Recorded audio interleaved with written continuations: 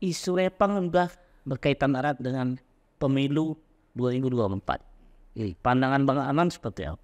Ya, bicara soal menjelang pemilu Dan isu lingkungan lainnya. ya, terkait isu lingkungan di menjelang pemilu ini sebenarnya menjadi tanda tanya untuk saya sendiri. Kenapa pada detik-detik menjelang pemilu kasus Rempang tiba-tiba naik? Padahal kalau mereka mau melakukan kegiatan itu bisa dari sebelum-sebelumnya, ya kan? Tiba-tiba kasus ini naik, mencuat menjelang berapa bulan lagi, bulan 2 kan, pemilu bulan 2. Sekarang sudah bulan 9. Bulan 9 meledak. Ya. Sepertinya bicara soal politik, ada oknum-oknum politisi yang sengaja memancing ini agar terjadi terjadi konflik gitu. Isunya naik se-Indonesia, beritanya nasional, ya kan? Apakah ini ada semacam semacam Intrik. ya, ada semacam intrik kah dalam ya menjatuhkan salah satu calon mungkin, atau menjatuhkan pemerintahan saat ini mungkin. Ketika ada konflik, yang utama mengedepankan soal kemanusiaan, mengedepankan soal kepentingan masyarakat. Itu yang terlebih dahulu harus dikedepankan, bukan soal kepentingan investor. Investor maunya apa? Dia punya duit, dia punya uang.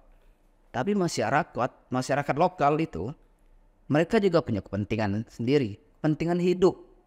Cuma untuk bertahan hidup, untuk menyekolahkan anak-anak agar mempunyai pendidikan, nah itu tidak dilakukan. Menurut saya itu tidak dilakukan. Kenapa? Kenapa tidak dilakukan? Toh ada waktu sebenarnya untuk mereka duduk bareng. Pemerintah, investor, masyarakat lokal bisa duduk bareng mencari solusi, win-win solutionnya apa gitu.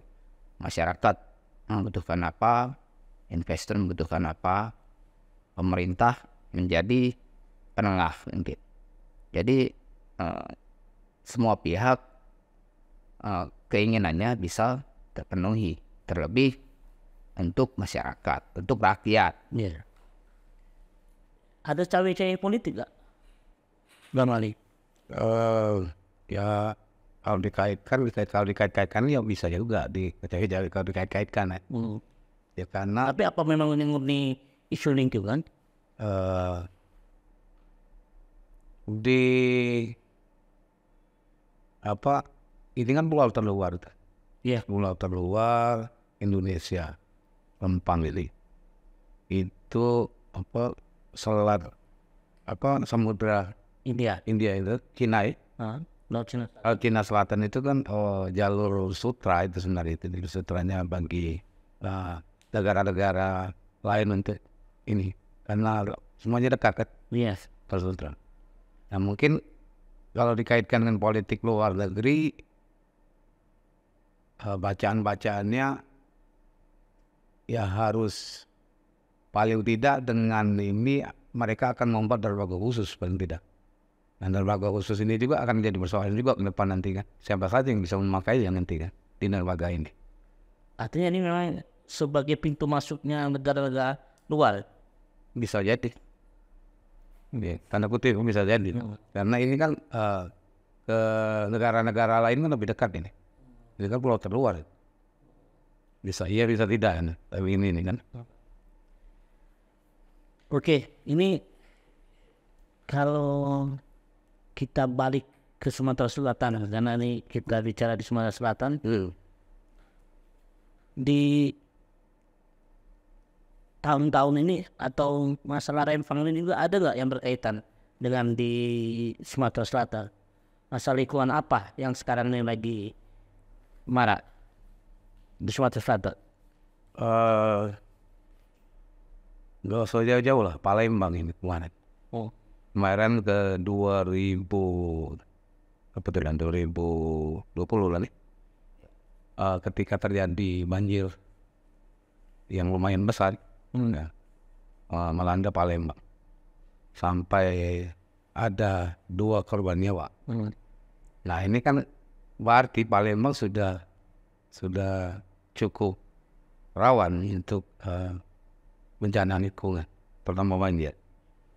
Nah, penyebabnya ya itu pertama, pemerintah dalam hal ini, ya kebetulan saya juga jadi penuntut, apa istilahnya tadi, penuntut ini,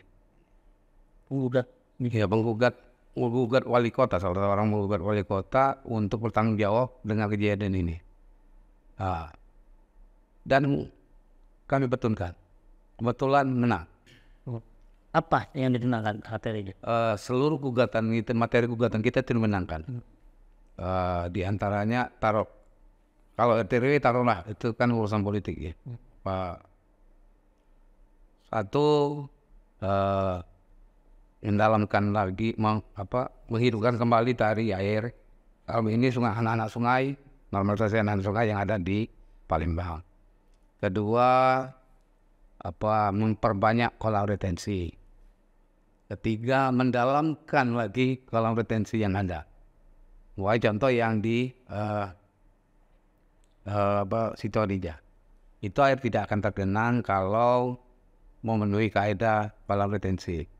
Kalau dari ahli itu mengatakan kolam retensi yang betul itu kedalamannya 6 meter menyentuh lumpur. Berarti lebih dalam lagi kan, 16 meter menyentuh lumpur. Di Hodija tidak akan terjadi banjir.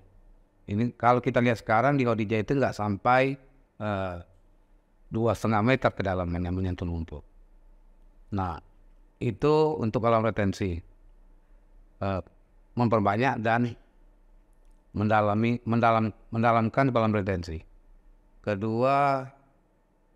Ketiga posko siaga mitigasi bencana, siaga bencana di titik-titik rawan banjir yang ada di Kota Palembang.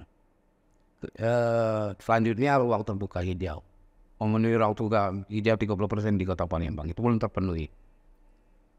Selain itu juga pemenuhan kotak-kotak sampah, mengadakan kotak-kotak sampah yang di Palembang, karena selama ini sampah-sampah itu kan trotoar pun menjadi tempat sampah bagi warga, karena tidak ada tempat sampah dan tempat buangan sampah yang layak bagi masyarakat. Contoh, nggak usah jauh-jauh ini, di sepanjang Demang itu minimal ada 3 titik orang yang membuang sampah di trotoar. Di depan Capil, catatan TV, diseberangi lagi itu masih di Capil, tapi posisinya rumah sakit apa ya? Dekat BCA. Siti Mirza itu. Ya, terus di Gang Damai. Belum lagi di Unsri. Nah ini yang depan Unsri ya, menuju. Nah, harusnya kan mereka menyediakan kotak-kotak sampah. Kalau meskipun itu diambil pagi, tapi kan kalau malam, dari segi estetika itu nggak bagus itu lihatnya kan. Itu sampah. Belum lagi yang daerah Kertawati di Sepadan kan, yang pembatas jalan itu, sampah-sampah kan pada numpuk gitu.